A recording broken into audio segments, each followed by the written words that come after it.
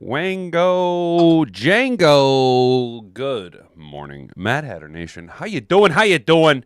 Thanks for tuning in. Happy New Year. That's right. It's January 2nd, 2026. That's right, 2026. Get used to saying that. Year of grace. Hopefully, it turns out to be a good year for those of us here at Mad Hatter Nation.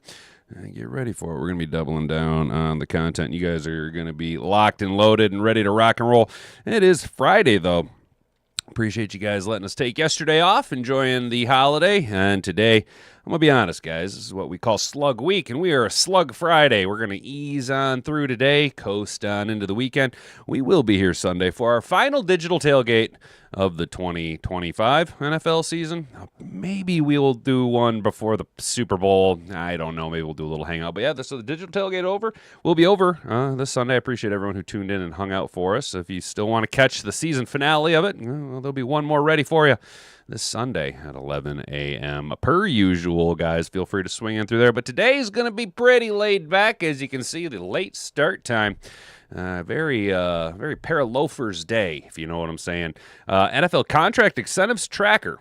A little something here, a little news, guys. There's not a lot, right? It's the holiday weekend. College football's kind of dominating the headlines, and I don't feel like talking about the Diggs boys. Oh, them Diggs boys is at it again. But we can look at some contract incentives to see maybe who might be playing, and maybe we can project some of those numbers onto a little bit of a mammon earning there on the DraftKings on the Sunday digital tailgate. You never know. Little data communication, correlation, stuff like that. We'll see what's going on there. Excuse me. And then I just kind of stumbled across this story again. Ryan Gato seems to find me with his articles. 3 historic NFL franchises find themselves in the same boat since the turn of the century.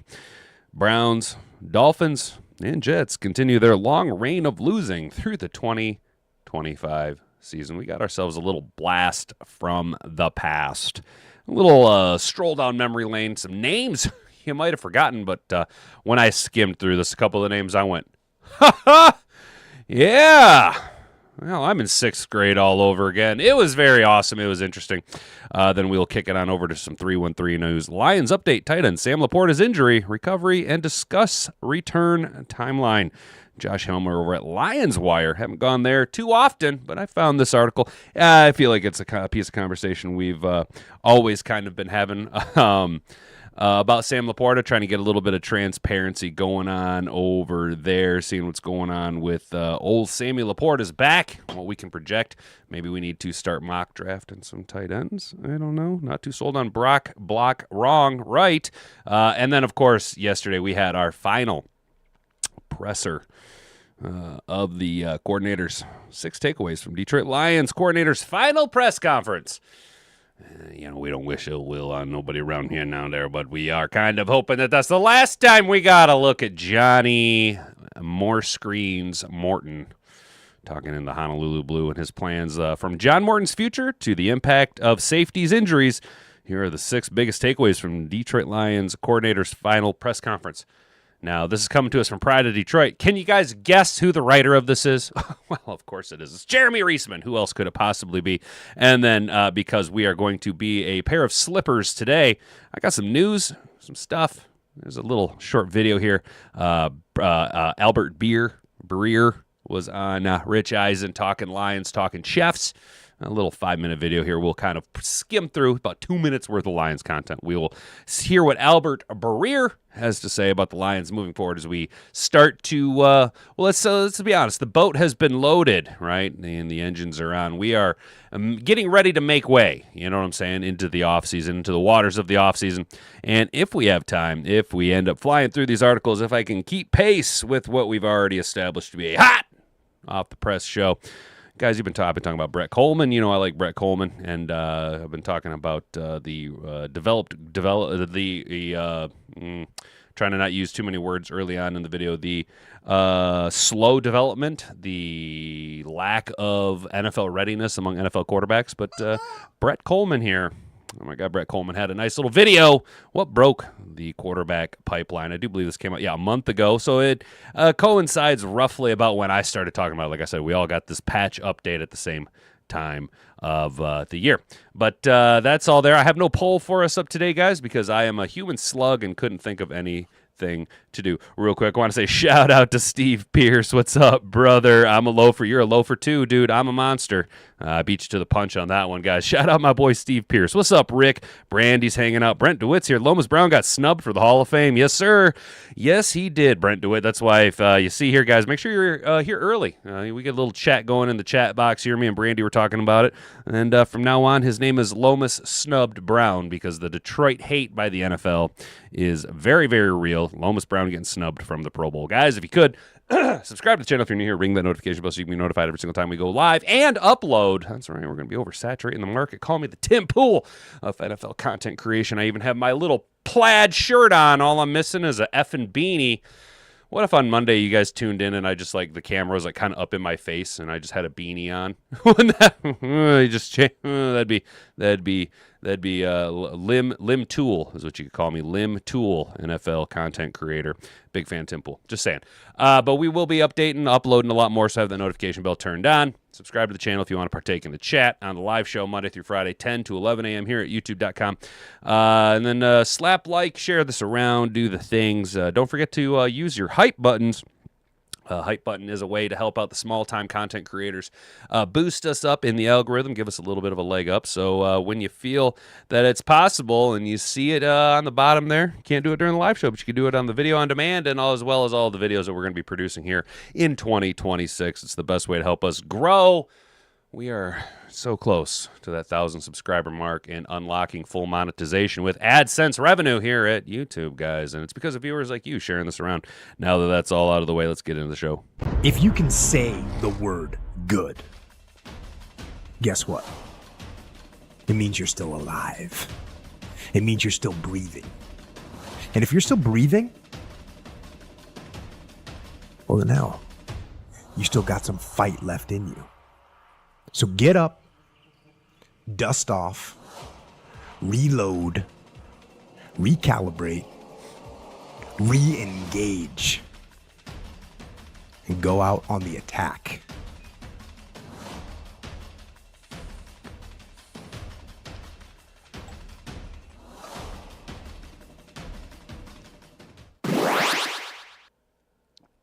He caught me mid-oil can hit. All right, guys. So NFL contract incentives tracker. Which players can crash in during Week 18? As you guys know, as we approach the final week of the regular season, playoff positions might be driving headlines, but the stakes are extra spicy, extra. Read all about it. Some players at a individual level need to make some money.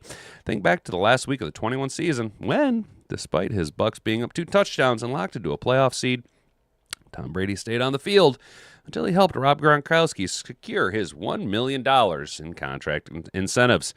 Yes, Week 18 represents the last chance of the 2025 regular season for players to reach production benchmarks that trigger extra pay in the form of incentives. Who might be in the position to pick up a little more before Sunday draws to a close? Below are 15 notable players who are within striking distance of earning a contract incentive this weekend. If I could enunciate my words, that'd be great. Sam Darnold has 150 or more passing yards in 14 of 16 games this season, but he was held to 147 Week 17 against the Panthers. The Niners allowed 15 of 16 opposing quarterbacks to pass for 150 yards this season. The lone exception was rookie Shedeur Sanders, who finished 1 yard short of the mark in Week 13. That was what it was. He needs 150 yards to get that $500,000. For 4,000 yards. That's a nice little payday, right? That's let's be honest, San Francisco a little bit stiffer of an opponent than you really want to be facing. You kind of were hoping to maybe hit that number, get a little bit closer to it against the Panthers. But this is totally a number that Sam Darnold can easily achieve with the weapons that he has there in Seattle. The question is how aggressive is Seattle going to be with their guys out there? Tony Pollard, here's a name you don't hear too often, playing down there in old Nashville, Tennessee. Tennessee making a little bit of noise here at the back end of the year. That's what I'm saying. If you look at the foundation of Tennessee, the trajectory and the course that they're on next year bodes fairly well. all they need is a couple pieces here or there and a positively impactful coach. I do still think they grossly screwed themselves by firing Mike Vrabel when they did, but that's neither here nor there. The New England Patriots and Drake May, who's going to win MVP, are just reaping those benefits. But Tony Pollard, he's 1,100 rush yards this year for a $250,000 bonus, and he's 66 yards away from that. This is the number that really sticks out to me, and I think we are going to be aggressively going after this number on DraftKings. Mr. Detroit City, if you were listening, you can remember this. If I can remember this in a couple of days, we're going to need to put a couple dollars on a Tony Pollard plus 66 rush yards. Pollard is averaging 113 rushing yards over his previous 4 games, eclipsing the 80-yard mark in each. But only one running back has had 66 or more rush yards in a game against the Jags this season, and that's Jonathan Taylor. He was able to do it twice in weeks 14 and week 17. Another running back we can watch is a guy here. A guy. Oh, hello, Rico Dowdle, right? Very underappreciated, undervalued running back in the free agent market, and was supposed to be taking a backseat to old Chubba-Lubba-Dub-Dub Chuba Hubbard. But incentive at stake, a $1 million bonus for 1,350 scrimmage yards, and he is a whopping 7 yards away. Now the coaches could absolutely be do him dirty and squander him, just shut him down for the day if they really wanted to. If the front office says, hey, no, he can't play. But 7 yards will give him a $1 million bonus. It's quite a little bonus there. If all goes well for Dowdle on Sunday, he'll check the box on the Panthers' opening possession. The veteran back has produced 7 or more scrimmage yards in Carolina's first drive in 7 of his previous 8 games. That said, the Bucs held Dowdle to 43 scrimmage yards when the teams met in Week 16, which was his lowest total in any of his 10 starts this year. Deebo Samuel is going to get $200,000 for 800 receiving yards on the season. He needs 93 yards, but that will have to come at and against the Philadelphia Eagles. Samuel recorded 93 or more receiving yards in only one game this season against the Chargers in Week 5. The Eagles, meanwhile, have allowed 93 or more receiving yards to 9 different players through 16 games, tied for 4th most, including 101 to the Bills' Brandon Cooks in Week 17. Speaking of the Bills over here, Khalil Shakir, he needs a $150,000 bonus for the 2026 salary escalator for 5 receiving touchdowns. He's 1 receiving touchdown away, so that's something we can kind of address right there. Khalil, maybe do a multiple game parlay. Tony Pollard over 66. Khalil Shakir with a anytime touch. One. He needs a receiving touchdown, right? Anytime touchdown, receiving touchdown. A couple of things we can track there. He'll get a $150,000 bonus if that happens. Hunter Henry needs 5 catches against the Fish, right? There's another $250,000 bonus, right? There's a 3-leg parlay we can build right there. Oh, wow. There it is for us. Hunter Henry plus 6 catches, Tony Pollard plus 66 rushing yards, and Khalil Shakir anytime touchdown. Boom, lock it. There's a good little parlay for us. Dawson Knox needs 7 receiving yards to get a $100,000 bonus, and DeMarcus Lawrence can get $500,000 with 2 sacks. So some things at stake there, a couple of incentives, namely Rico Dowdle. Shout out Rico Dowdle, really parlaying his opportunity into generational wealth. I mean, $1 million, all you got to get is 7 yards on the day, and you get $1 million bonus. Go get him, Rico Dowdle. Go get your bag, brother. I am rooting for Rico Dowdle. Now, I'm not rooting for the Panthers, but I'm rooting for Rico Dowdle to go get that $1 million, dude. Underappreciated, undervalued running back, and making the best of his opportunities. You know what I'm saying? I really appreciate that type of grind. You know what I'm saying? So here's another story we got here from Ryan Gatos over at NFL Fox News, NFL writer. 3 historic NFL franchises find themselves in the same boat since the turn of the century. That's right, the Browns, the Dolphins, and the Jets continue their long reign of losing through the 2025 season. Now, had it not been for the Herculean efforts of a few players, a couple of coaches, and a GM under the new ownership, well, same family, but different mentality, different direction, you could throw Detroit right in this mix as well, but not anymore,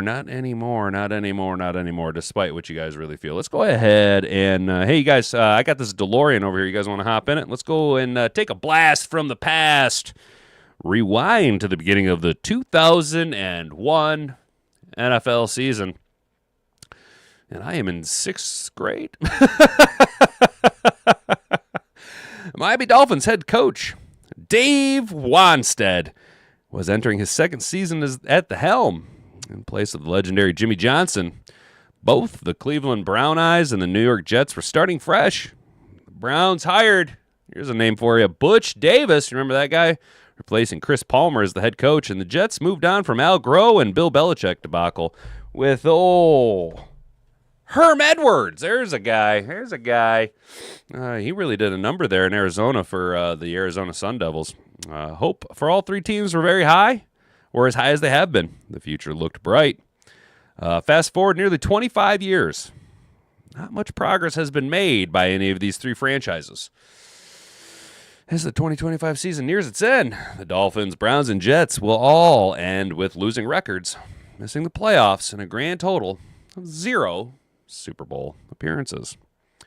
The Browns are usually teased by NFL fans as a laughingstock franchise with the amount of futility the franchise has been through since the 21 season began, 2001. Jeez Louise. Cleveland was the second team in NFL history to go winless throughout a season. That benchmark, of course, set by the Detroit Lions. The Browns have had 39 starting quarterbacks in that span, including 3 different ones this season, with Joe Flacco, Dylan Gabriel, and Shedeur Sanders. The Browns have had 9 different head coaches in that span and have made 3 playoff appearances, including 1 playoff win. The team was last in the postseason in 2023. It's bad in Cleveland. One of the playoff wins in that span is exactly one more than the Dolphins have had since the 2001 season began. The Dolphins have only been to the playoffs 5 times and have had names like Jay Fiedler, Dante Culpepper, Chad Pennington, Jay Cutler, Ryan Fitzpatrick, and Tua Tagovailoa all come through and start games in Miami. Quinn Ewers marked the 26th starting quarterback the franchise has trotted out. There have been 27 since Dan Marino hung up the cleats after the 1999 season. Damn. Mike McDaniel represented the 8th head coach the Dolphins have had on the sideline, and while the team had shown bright spots with Tagovailoa and Tyreek Hill connecting on the field, there just hasn't been the same amount of success in Miami since the Marino era. New York entered the same realm. While the Browns and Dolphins have both had ups and downs in their recent years, most of New York's success came in the early 2000s. The Jets made 6 playoff appearances from 2001 to 2010 and were on the cusp of a Super Bowl twice with the dirty, he's such a dirty Mark Sanchez as the quarterback, Darrell Revis Island locking down wide receivers, and Rex Ryan running the sidelines. Since 2010, the Jets have had 12 losing seasons. They haven't made the playoffs and only finished above 500 one time. Not to mention, New York has gone through 7 head coaches in that span. It's eerily amazing how 3 historic franchises have shared similar fertility with the amount of parity in the NFL presently. That is a tongue twister of a sentence. There have been 12 different Super Bowl winners with 19 different teams at least making an appearance in the game. Excuse me. And it's not to say excitement hasn't come through each franchise. Brett Favre acquisition by the Jets was major news. The Browns drafted Johnny Manziel, Johnny Football, who was a polarizing figure in college football and the NFL. The Dolphins had an electric running back in Sticky Icky Ricky Williams and defensive stars like Jonathan Taylor and Zach Thomas. Those were the days, dude. Those were some good days of football. That right there. There's some glory football. That right there is glory era football. Oh, so glorious. But it just never paid off for them. While 2001 was a big year for change among all 3 teams, more tough decisions could be made once the 2025 season finishes and the 2026 season officially begins. McDaniel, Kevin Stefanski, and Aaron Glenn, who were all, this is my own editorial, top-end, high-value, top-tier coaching candidates to be plucked away from organizations. And they are all in the hot seat with their respective teams. Only the Dolphins replaced their general manager, Chris Greer, in the middle of the year. Glenn is only in his first season as the head coach, but rumors have differed on whether he will be retained in 2026. How embarrassing for him. All 3 could be in the market for a quarterback change. The Dolphins benched Tagovailoa for a few games in the season despite his massive contract. The Browns didn't appear to be set with Shador or Gabriel as the QB1 going into 26, especially with, Deshaun Watson and his albatross of a contract lingering. The Jets tried 3 different quarterbacks as well in 2025, but a high draft pick could lead them taking a flyer on someone like Fernando Mendoza. Hey, look at that guy. Y'all remember that guy? Just quickly, can anybody name this quarterback for the Browns? Charlie Fry. There you go. Charlie Fry. Yes, Charlie Fry. Things could always change for these 3 franchises, but the 2025 season comes to a close. Many things have stayed the same once the new millennium kicked off, and nothing appears to be changing anytime soon. Yes, third verse, same as the first. History doesn't quite repeat, but it sure as shit does rhyme. It is kind of glorious that we've had the turnaround that we have had, and it's unfortunate that Aaron Glenn is doing so badly in New York. So bad. Oh my gosh, he's doing so badly. Poor guy. When he's still new, but only knew one thing. The year I met my wife. Nice, dude. Rick, you met your wife in 2001. That's awesome, dude. That is awesome. I was in middle school. What's up, Mr. Detroit City? Hell yeah, dude. Listening but not chatting. I appreciate it, brother. Thank you for your support, brother. I do appreciate it, dude. And we'll try and keep our eyes and memory locked in on that parlay we got built across 3 games, dude. Pollard over 66 rushing yards. Hunter Henry over 5 catches. And what was the last one? What the hell was the last one? We were right there, guys. See, this is the problem. This is your brain on drugs. Any questions? Khalil Shakir, anytime touchdown. That's what it is. Booyah, bitch. Those are the 3 that I'm attacking on this. Because I just don't think that we can get Rico Dowdle over 7 yards. Over under 7 yards. I could take the absolute bare minimum, whatever his overall production is. Johnny Snowball, ain't that right, Brent DeWitt? Ain't that right, dude? Yo, you guys are spot on that one. All right, guys, so let's take a little look here. Now, if you haven't already, could you do me a solid? Now, if you guys were to just click the share button and copy this link down on your clipboard, right now it will boost the live stream and the algorithm because it'll trick the clankers into thinking this is a high point in the video, and it will start to put it into people's feeds a little bit. So throughout the show, if we can promote the video as we go along, just copy that link down your clipboard. That'd be the cat's pajamas for me, but make sure that you've liked the video and you're subscribed to the channel. That way you can partake in the chat down below, guys. Mad Hatter Nation is wondering where you're at, dude. Look, we have a good time down here, and they're wondering, where are you? And why are you not involved hanging out here?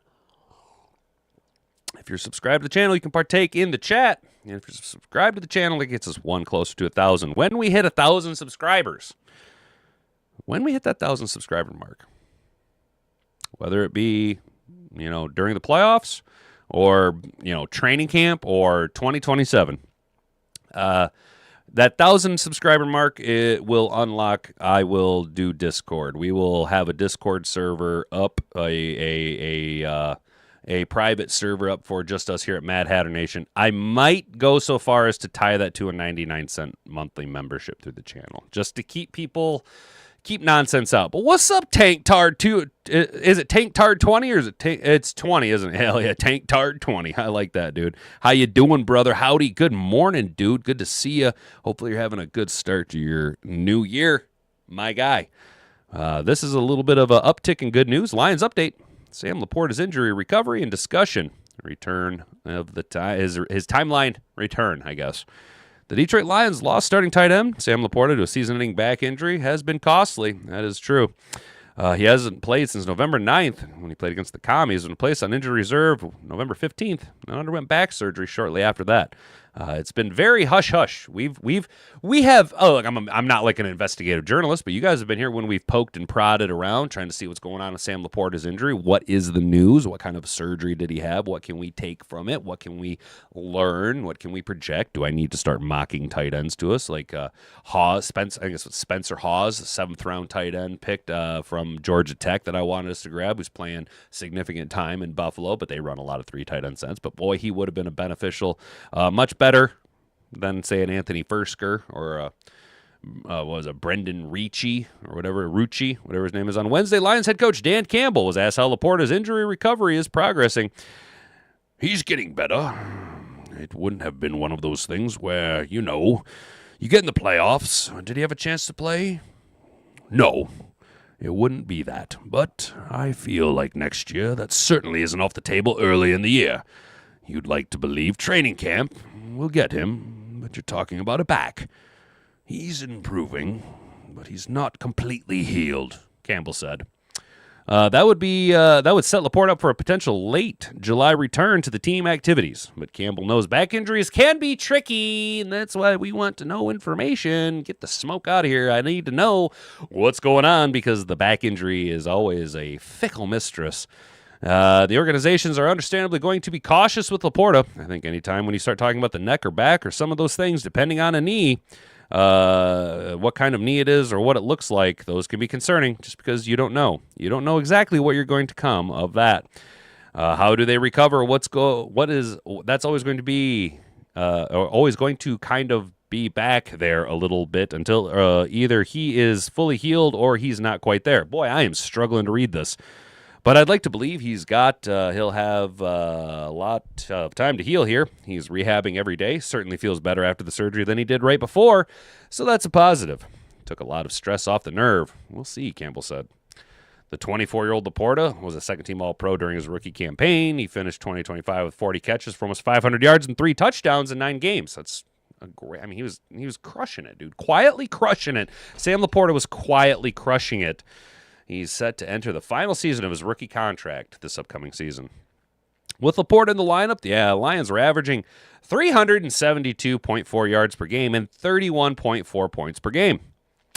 Without him, the Lions averaged just 365 yards and 25.6 points per game. A full touchdown difference and a whole ass first down difference as far as yardage production. So, Sam LaPorta. Massively beneficial, although quietly beneficial. Unless you know, he's not going to be making all the flash, the waz, and the pizzazz. He's just a gritty grinder down there. Being a productive member of the Detroit Lions in our offense did sputter without him. Both in the receiving department. Also, Sam LaPorta is a really underrated run blocker. Personally, I feel that our tight end motions really dropped off after LaPorta and Brock Wright both went down. I feel like we really had to dumb down our offense for the drop off in talent, the non-familiarity, if that's the right word I'm looking for, with our offensive scheme. Again, Brock Wright, for as ineffective as he normally is, at least understands the offense, and Sam LaPorta is a major cog in making our offense roll. I mean, the points per game, that's a whole touchdown. That's a whole ass game right there, dude. That's a whole W. That's 3 W's on the board this year with LaPorta in the lineup. Our offensive scoring average dropped by nearly an entire touchdown after Sam went down. I know, Rick, and it's talk about glaring, and the thing is that is a glaring statistic that is being grossly overlooked. Personally, everybody wants to put the blame on, and justifiably so. A big part of the problem was our offensive line. A big part of our problem was the I don't think that the word ineffectiveness of David Montgomery is a fair usage of the word, because to say he was ineffective would mean that he had a fair opportunity to prove himself, and David Montgomery was grossly underutilized this year, in my opinion, compared to not just, I just cracked the shit out of my back, not just compared to how we've utilized him in the past, but how Jamal Williams was utilized in the past. Our running game rolls through a two-headed attack. No matter how good Jahmyr Gibbs is, he doesn't need, but our offense needs that second back, that spell back, that bruiser, that knuckles to the Sonic, as much as I hate that stupid fucking term. But people are grossly underappreciating the value that Sam LaPorta brought to our offense, how productive he made our offense, and it is a whole touchdown difference. That's a whole couple of game W's right there, y'all. That's a whole couple of game W's. Sam LaPorta, a major cog in our offensive production.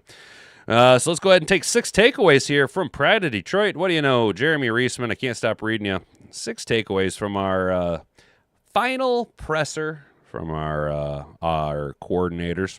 How many games did we lose by Sam LaPorta? Enough to win the division. Exactly, Rick, dude, exactly. Sam LaPorta in the lineup. We are potentially staring down the barrel of a playoff team, a division title. Now, we are very grandma wagoning this conversation right now. This is a very if then, grandma wagon conversation, because I do the very same thing though with Kirby Joseph and Brian Branch and Terry and Arnold and blah blah blah blah blah blah blah blah blah blah blah. The real question that I think we need to ask ourselves is, people are kind of really, I'm going to be honest, Calvin Shepard's getting kind of worked over the coals, guys. I don't like a lot of the discussions around Calvin Shepard and whether he should be removed from defensive play calling here.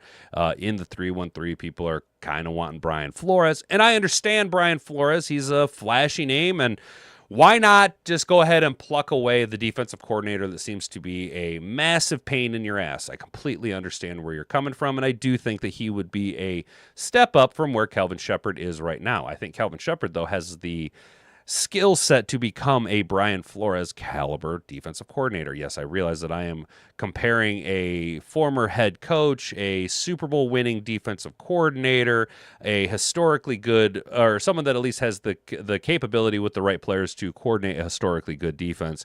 And he would be able to cut Hutch just wildly free. We'd be a really aggressive defense. But I do think that after just 1 year, Calvin Shepard doesn't deserve to get the grade that he's overall gotten. Yeah, I would give him like a C minus on the year.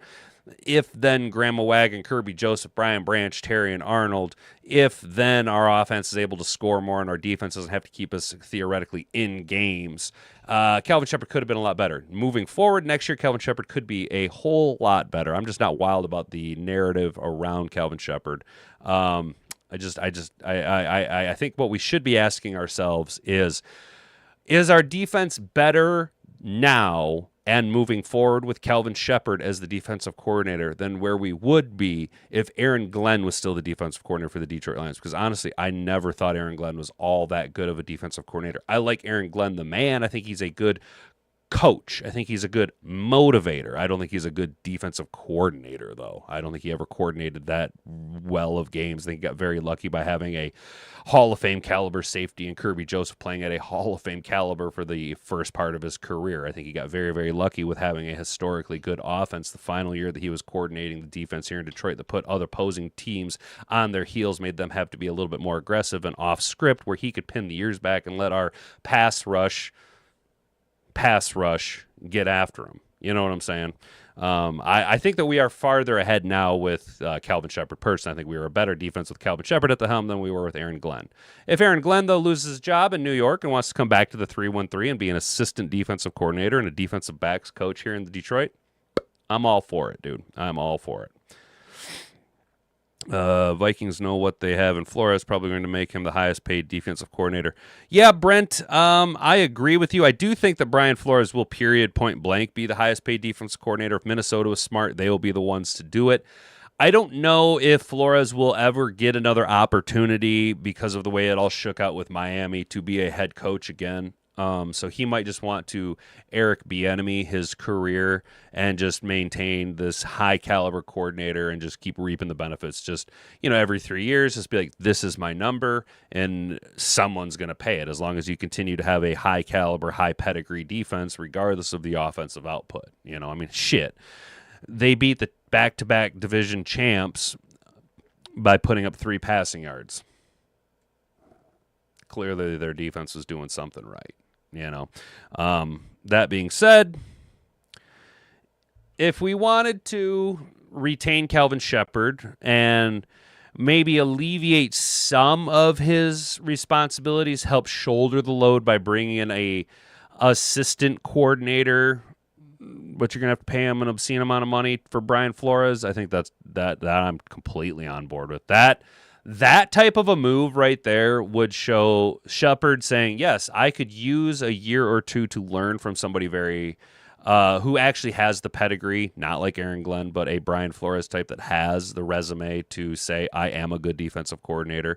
But it also show Brad Holmes being aggressive in wanting to win a Super Bowl. That would be a statement signing right there, as well as if you were to retain Shepard and do a hybrid tweener type between the two. It would, again, keep trend with the Detroit Lions, at least since the Dan Campbell and Brad Holmes era has taken over, in doing things a new and different way, kind of reinventing the wheel, if you will, and approaching things from a slightly different, more aggressive perspective. And if we were to go that route, Grandma Wagon this, I think that would be wildly beneficial. Ivor, hey. Hey-ho. Please don't fuck with my camera.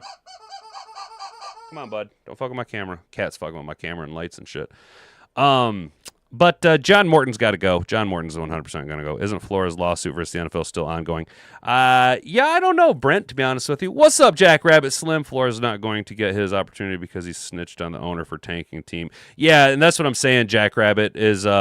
Also, I gotta deviate between. I gotta figure out, because I got Jack 2125 and I got Jack Rabbit Slim in the chat. I gotta figure out, not just call you both Jack. What's up, American Boxer? Who is Detroit's defensive coordinator in 80 and 81? Well, that's a good question. Detroit Lions defensive coordinator 1980 to 1981. Maxie Baughan, under head coach Monty Clark. Maxie Baughan. Baughan was DC from 80 to 81, part of Clark's tenure from 78 to 84. The team had a strong defense, allowing only 17 points per game. Well, there you go. All right, let's look up Maxie Baughan. Maxie Baughan. There you go. Oh, he's dead as shit. He's been dead for a couple years. There you go, American Boxer. He was born in 1938 and died in 2023. Maxie Baughan. So here's the 6 takeaways. John Morton wants to stay in 2026. Really? Well, I'm glad you feel that way, John Morton. After having his play calling duties stripped mid-season, it's hard to know what's next for offensive coordinator John Morton. If it were up to Morton, he'd still remain at the same position, even if it means continuing to not call plays for the offense. Then what are you? If you're an offensive coordinator who doesn't call plays for an offense, what the hell are you? I'd like to be here. Yeah, I'd love it here.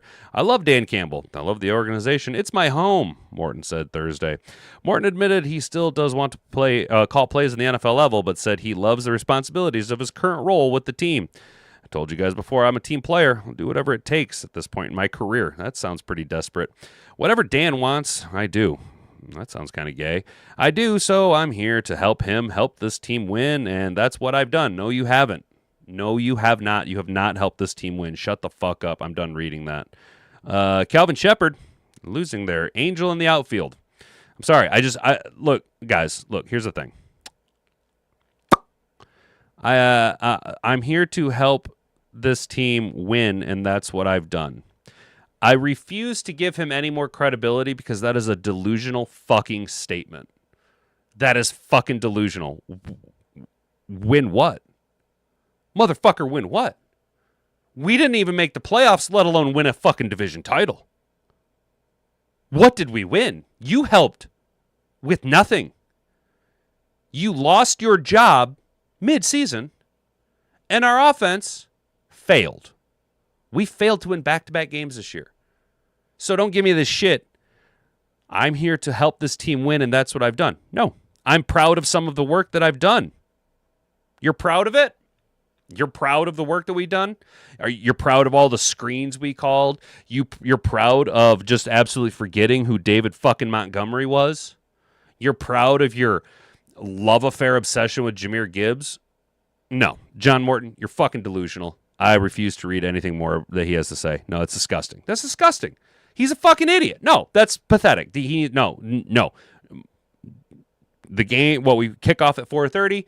By 8:01 p.m., short of overtime, by 8:01 p.m., I want football night in America, football night in America. I want I want Sunday Night Football. I want Tony Dungy saying, this just came across our desk. Or I want Chris Sims saying, hey, breaking news, the Lions have terminated the contract with offensive coordinator John Morton. That's how quickly I want this to be over and done with. Any longer, 1 minute, 1 day, 1 hour, one fucking play that this delusional asshat is in the organization is cancerous to the team. It's retarding our development, and it is going to ultimately, if you keep on with this trajectory and keep bringing in delusional assholes like this, Dan Campbell, it's going to cost you your fucking job. It's going to cost you your fucking job. Delusional fool. He's a fool. John Morton's a fool. Let's talk about Calvin Shepard. Shepard was asked about the impact of losing both starting safeties, Brian Branch and Kirby Joseph, to injuries. Before he got to the positional impact, he noted that any team that loses 2 all-pro level players, it's going to hurt them. That is very true. That said, Shepard wasn't about to throw their replacements under the bus. Noting that they did compete. Noting that they did compete. I am so dumb. Some games, those guys stepped up and played at a high level, and other games, unfortunately, we weren't able to make plays at the point of attack, and we gave up a few more explosive plays than we'd like to. So I'm not going to sit here and say that the reason why this and that or the fourth happened, I like that, this, that, and the fourth happened. That's why I like Calvin Shepard. He talks like this. But when I say whenever you lose all pro caliber players, it's going to affect you in some capacity. Shepard also lamented the fact that Detroit's ability to create turnovers dipped as the season went on, and that losing Joseph, someone who has created 20 interceptions in 52 starts, certainly played a part. Calvin Shepard watches the Hat and Beard Show. Shout out. Subscribe to the channel if you're new here. Knock on wood if you're with me, men. Calvin Shepard's clearly watching the Hat and Beard Show. Have I not been talking about this very issue for weeks now? Week after week after week after week after week, I've been citing that our offense cannot be as good with fewer possessions, and that Kirby Joseph was on a Hall of Fame historic career trajectory of interceptions and takeaways, causing our offense to be better. Our offense being better, more aggressive, throws opposing offenses off script, off kilter, makes them get more desperate, and allows our defense to be more aggressive. It says it right there. He says it right there, and the stats back it up. Some days I think I know what I'm talking about.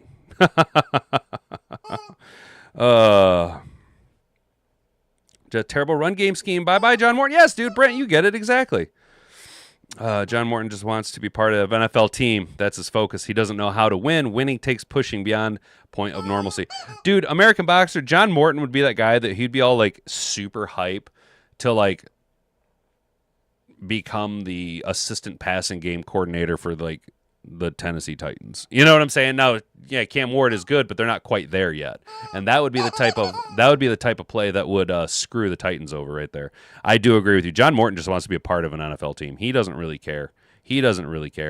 So why are we giving up these explosives plays? And you don't want to pinpoint it on a player, but in previous years, that's been a guy beating coverage, and Kirby's kind of been an angel in the outfield, where we weren't as exposed as we have been as of late, Shepard said. The scheme continues to evolve. It didn't include it in separate piece, but I think it's worth highlighting what Shepard pointed out about the evolution of the scheme here in Detroit. The idea that it's always been the same since Aaron Glenn took over the defense is fundamentally not true. Shepard offered a bit of history on that lesson. The good thing that I've been involved here is a kind of evolving system. Started out our first year as a true 3-4 defense. Then we went to kind of a hybrid kind of front in 2022, then jumped back to a kind of a blend of both worlds, Shepard said. So I've been exposed and have a lot of knowledge in all types of systems, and that's what we've created here collectively as a system where we're able to adapt and adjust on the run week to week. And I'll say it again, I believe we've done that. But to what degree? I don't really understand, and I don't really care about Dave Phipp. He's probably going to lose his job. Phipp was asked if there's anyone who exceeded expectations this year, and one of his players signaled out was Sione Vaki. Despite battling through multiple injuries this season, Phipp believes he's still having a special season. Vaki has had a really great year for us, he said. And I mean, he's just a unique athlete. Explosive, powerful, strong. He's a fender technically. He's an offender, technically. Gotcha. I know he played both in college, but his ability to make tackles and play in covers is exceptional for that position of running back. And so he's been a great player for us this season. I think he's had a really good year. Yes, although doesn't really show it in the stats, but that's a coach's player right there. Guys, we do have pulled up over here Albert Breer talking on the Rich Eisen show, talking about the Lions and the Chiefs as well, because it's kind of rare, I'd say, that the previous season's number one seeds both were eliminated from playoff contention before the regular season was completely wrapped up. But Albert Breer has some talking points here that we're going to go ahead and listen to about the Lions. We're probably going to cut it short before the Chiefs aspect of it, but we're here what he's got to say about the Lions here. Let's take a look here.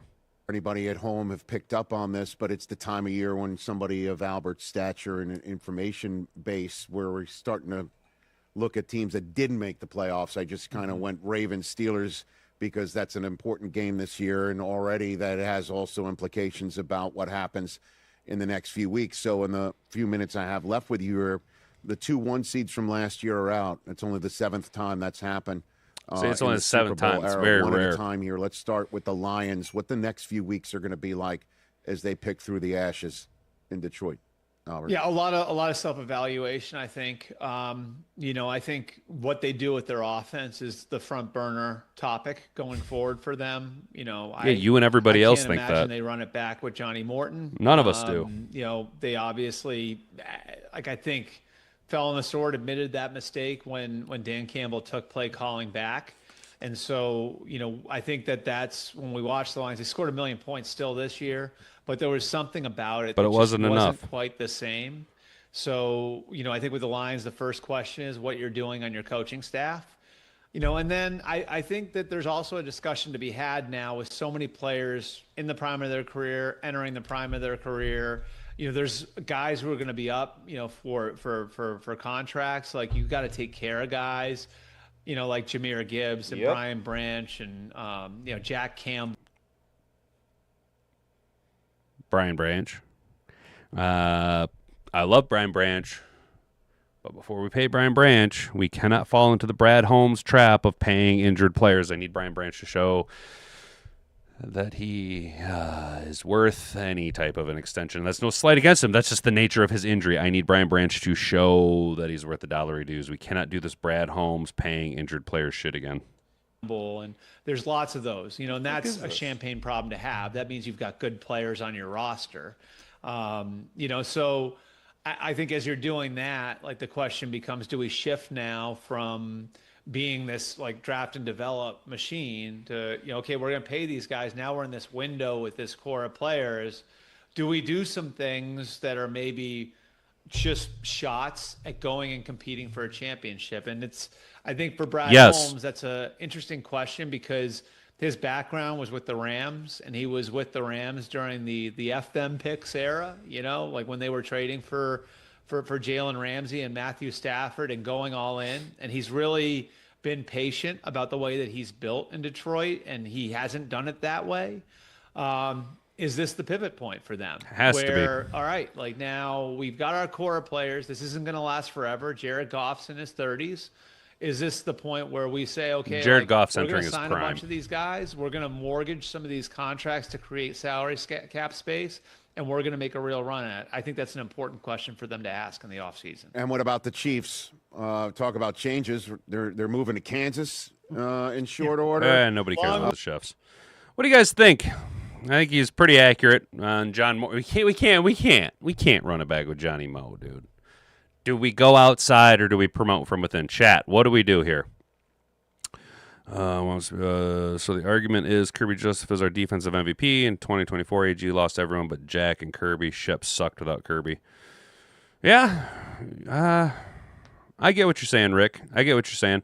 I think, though, that a little bit the big difference between 24 and this year, again, was AG had a defense that was getting takeaways. Getting those takeaways added more possessions to the offense. With Ben Johnson, not John Morton, calling an offense and a very healthy Frank Ragnow-led offensive line, our offense was able to pile on points. It took opposing offenses off script. They had to get more desperate and aggressive. That then led to Kirby Joseph getting more interceptions. So it was a cascading effectiveness of failures on opposing offenses that our defense was able to take advantage of.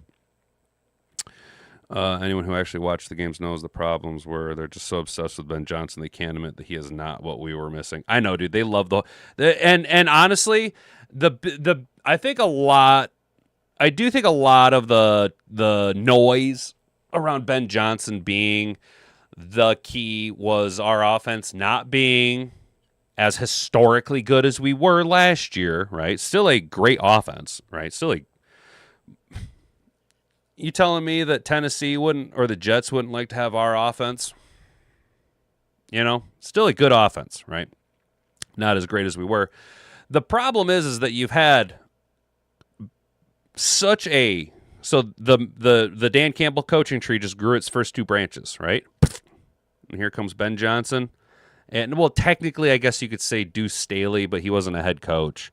But we're just going to say that the two main branches of Dan Campbell grow off into Ben Johnson and Aaron Glenn, right? Ben Johnson had such a wildly successful first year with Chicago. It has been, for lack of a better term, a monumental turnaround in 1 year for Chicago. Yes, they did have a lot of draft capital. They do have a lot of talented young players. They had salary cap that they could go and play with.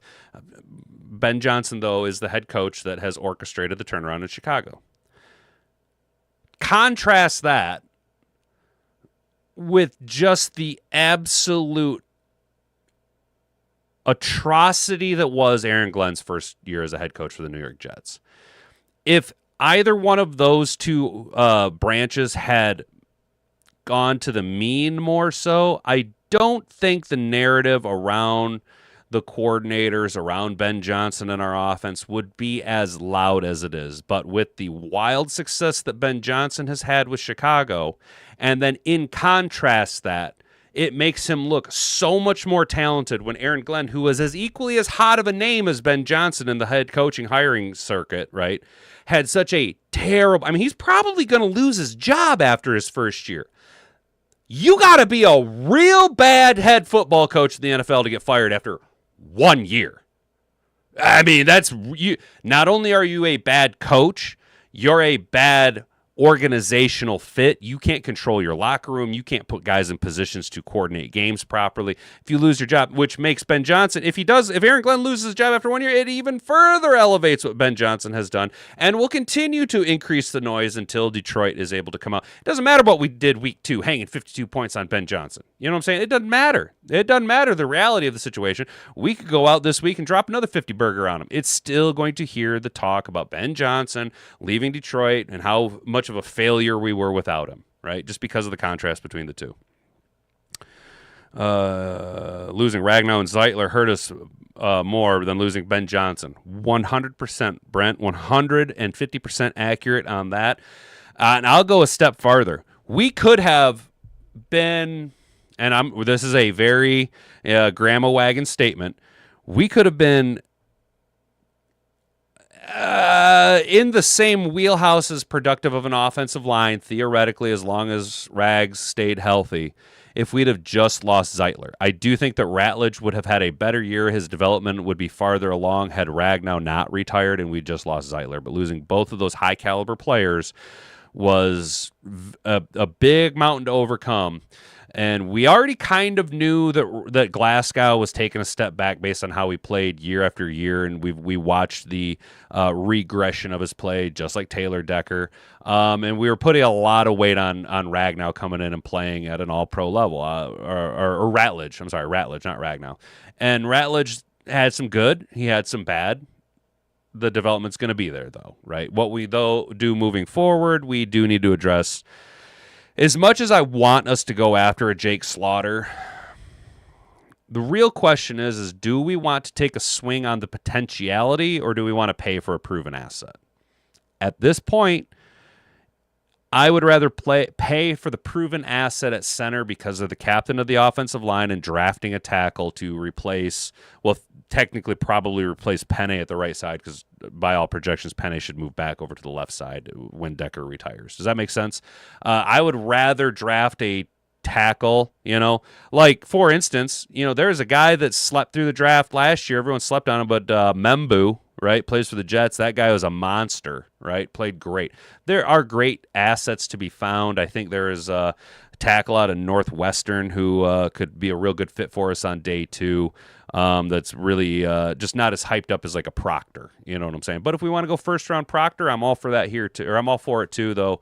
We will do some prospect spotlights. I don't like some of the scuttlebutt I see around Proctor and his personality, his work ethic, that type of stuff. I think that could be very, very good, but it could also be very, very bad. And if what I'm reading is true, the personality fit, it's just going to be smoke and mirrors around Proctor. He's a Jalen Carter personality type profile build from some of the scuttlebutt I've been seeing. So, Jets had 0 interceptions. Well, I think Dabers leads the NFL in turnovers. Yeah, or DeBears. Dabers. I'm fucking dumb. Yeah, Brent, dude. The Jets had no interceptions, and that's not good for a first-year head coach who hung his hat on being a defensive coordinator. And you could say that a lot of his defensive success came from the angel in the outfield, Kirby Joseph. There's a distinct personality change with Ben as OC in the Detroit Lions and head coach of the Chicago Bears. Then looking at the personality of John Morton, 100% American boxer, 100%. I think Dan Campbell is such an alpha. He either didn't want other leaders as OC or in DC, or he's too reserved, or they're too reserved around him. That could be, dude. That could be. I think we know. Guys, I think we know who the offensive coordinator needs to be. Do you guys want me to look him up here for you? And then a hero comes along with the space to carry on. John Gruden. Knock on wood if you're with me, men. Let's go. John Gruden should be our offensive coordinator next year. I'm here for it. I'm 150% here for it, and I can't wait for the announcement to be made. Let's go. That, or maybe Hank Fraley gets the promotion that he should have gotten this last offseason to the offensive coordinator. I do think we would have been a little bit farther ahead. Probably would have had a little bit more say in some draftable players. I don't really know. We can grandma wagon the 2025 Detroit Lions all that we want. But we know that the reality is what the reality is. We are not making the playoffs, and we could be drafting as early as the 11th overall pick. All right? So we need to get up, dust off, recalibrate, reload, re-engage, go out on the attack this offseason. We need to attack this offseason, attack the draft, attack free agents with a we are going to win a Super Bowl this year, period, point fucking blank. That's what we need. None of this pussyfooting around. Go out and be aggressive. Go win a Super Bowl. That's fair. Yeah, defensive turnovers is the reason for Ben Johnson. Well, yeah, Rick, I mean, there is a correlation right there, dude. But again, more possessions leads to more offensive success. Though, I do think Caleb Williams is getting a little bit more hype than he is deserving of. Caleb Williams' numbers, not so great.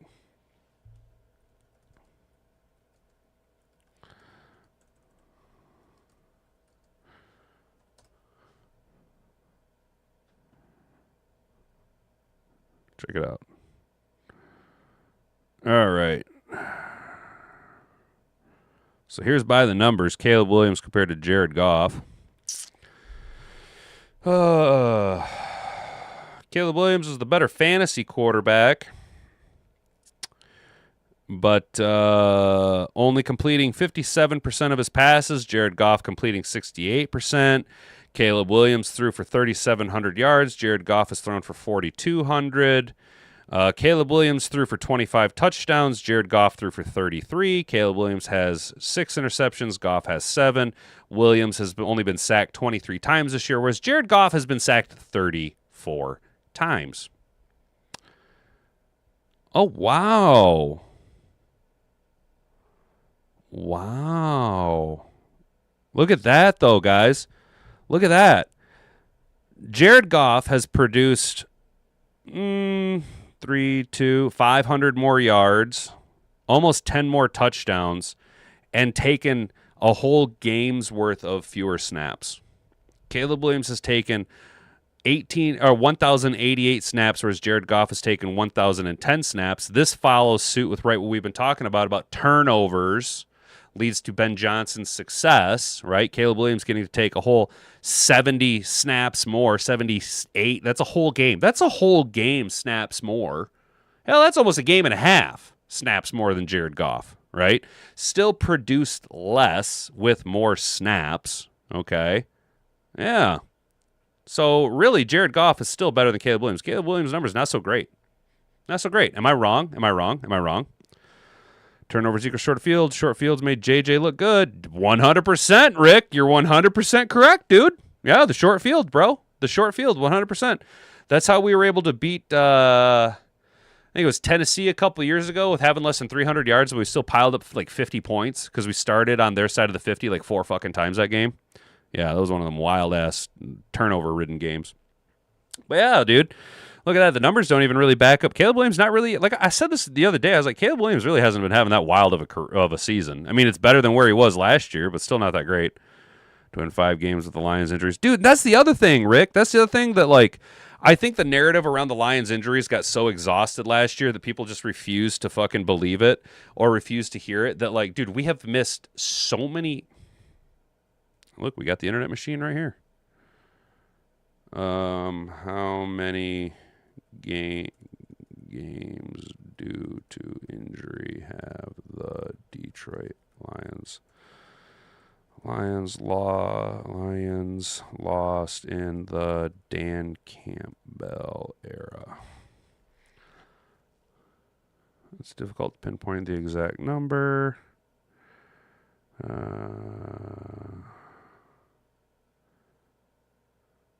They can't quite exactly track it. Season, it's hard when you lose these games. I can't get a solid, easy, breezy number. AI is not going to find me a simple number, but yeah, we've lost like an insane number of games, dude. Yeah, F the Bears. Exactly, Brandy. F the Bears, you guys. I'm here with you. Oh, F the Bears. Guys, let's go ahead and save this Brett Coleman video. I think this will be a better video to watch in the offseason when we have to start filling out. You know, look, I don't know how many of you guys watch anime, but you guys know the offseason. This is our filler arc, right? This is the Bount arc of Bleach, if you will. So we're going to have to start filling some things and going down some holes and just kind of doing a little bit less as far as the reading articles, maybe watch a few more videos here on the live show, but, we're going to be kicking and rocking and rolling. Happy New Year's, you guys. Happy New Year's 2026, year of grace. Let's go. It was a good 2025, and 2026 is going to be even better. You guys are here with us on our first episode of the year. That's awesome. Don't forget that we will be here Sunday morning from 11 to about 12:30-ish with our pregame show, placing some bets, hanging out with you guys. It's our last digital tailgate of the season, and it'll be your last chance to get in and hang out with us. Everyone's asking, where the hell you been? Why aren't you hanging out? We've got a spot reserved just for you, so make sure that you got notifications turned on for that. Get ready for the onslaught of content coming your way, y'all. It's going to be, we're doubling down, so get on this freight train before it leaves the station, guys. We're about to embark on a wild ass journey through 2026, and I appreciate all of you that have tuned in, liked, shared, commented, subscribed. Make sure that you guys are ready to go through the off season. I know that there's going to be a dip in some viewership because when the NFL's out of season, that's the way that it goes. But I like to think that we've built a little bit of a community here, that you guys don't just necessarily come for the football content, but come for the conversation, the day-to-day stuff. It's a fun time. I look forward to hanging out with each and every one of you. So, make sure that we're ready to go Monday morning for our first off-season episode of the Hat and Beard Show. It sucks that we're missing the playoffs, but we can all cry into our proverbial beer after this Sunday. Maybe we all take a little bit of sobriety. Maybe we all get dried out and get ready for 2026, because we got to focus in and get ready to go out on the attack. Boys and girls, everyone in Mad Hatter Nation, thank you so much. Have a good rest of your day. Enjoy Friday night. Have a good Saturday. We'll see you Sunday morning for the digital tailgate. I've been Hat and Beard. You've been Attentive Audience. Until next time, bonga bonga.